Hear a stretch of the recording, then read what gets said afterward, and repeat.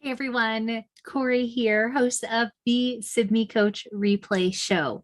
And this month we've been focusing on our role as coaches. And so I thought this was the perfect opportunity to bring you 5 questions that come from one of my favorite instructional leadership books around how do we really know if we've clearly defined our roles.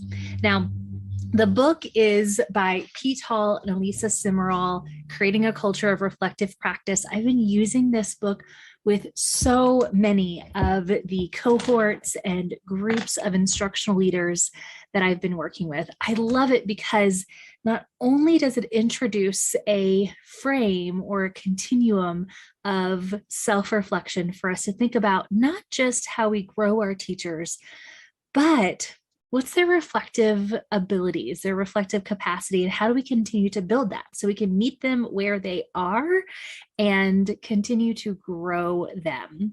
But also, it's got a lot of threads within the book around how, as instructional leaders, the coach, the administrators, the team and colleague leaders in that PLC with that teacher, how do we all work together in alignment of each other to support our teachers? So, of course, one of the chapters is around the fundamentals of relationships, roles, and responsibilities.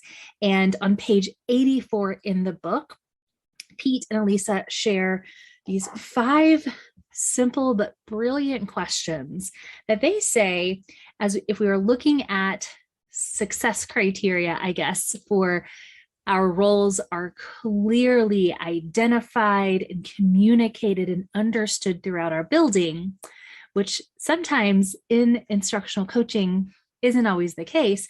These 5 questions are really good ways for us to kind of take that gut check and see. So here they are. The first, why do we have a coach? I love that it starts with why, because why is important. If you have followed Simon Sinek's golden circle theory, we know that that is one of the best drivers for not just motivating people, but for hooking them in so they can understand. So can your teachers answer why there is a coach, or whatever your name, your title is? You can replace the word coach with any of those instructional specialists, literacy specialist, teacher, leader, whatever that role may be. Second, what is the coach's goal in working with teachers? Third, how can a coach support my growth as a professional? So this starts to get into a little bit of thinking about what does our role as coaches look like in the context of the day-to-day and yearly support we provide for those that we're working with. What are some ways I can connect with my coach?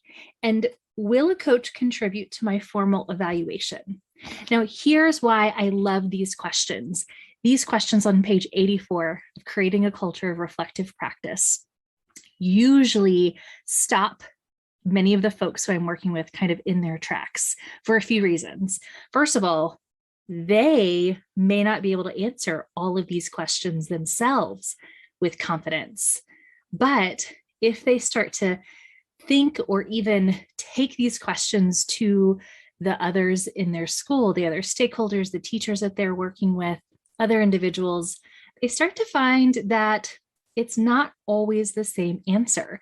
And therefore, we need to revisit and clearly define and then communicate in multiple ways what those roles are. So a lot of my teams will kind of stop in their tracks because they'll even have different answers of these 5 questions about themselves, among themselves as a team. So these are really great questions if you're trying to better define your role, if you're wanting to look at maybe some questions you could use as some success criteria for have you done a good job of defining your role? And if you're looking for more about that, be sure to check out my episode with Kenny McKee, where he shared his digital coaching menu, because a lot of the purpose of that was not just to enroll teachers in coaching, but also to teach and define your role a little bit, kind of write your own narrative within that.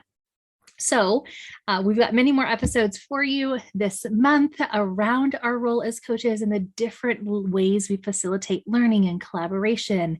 But if you have it really clearly defined, and if that definition is not well known, this is an opportunity for you to use these 5 questions to start to mold what your definition and your instructional leadership role is, and think about how you can communicate and share that with others so that everybody's really clear about what you're really there to do with them and what it can look like, and how they can reach out to you. How can they connect with you? I hope you enjoyed this mini episode. Please feel free to make some comments. Again, this book, we'll put it in the takeaways, is a really great one to put on your shelf because it's got so many great strategies that you can take and apply immediately. And not just strategies that you apply holistically, but differentiated strategies based on where your teachers are, as well as some of those foundational elements for you to think about your coaching and your leadership. Thanks for joining us, and tune in next week for another episode of the Sibme Coach Replay Show.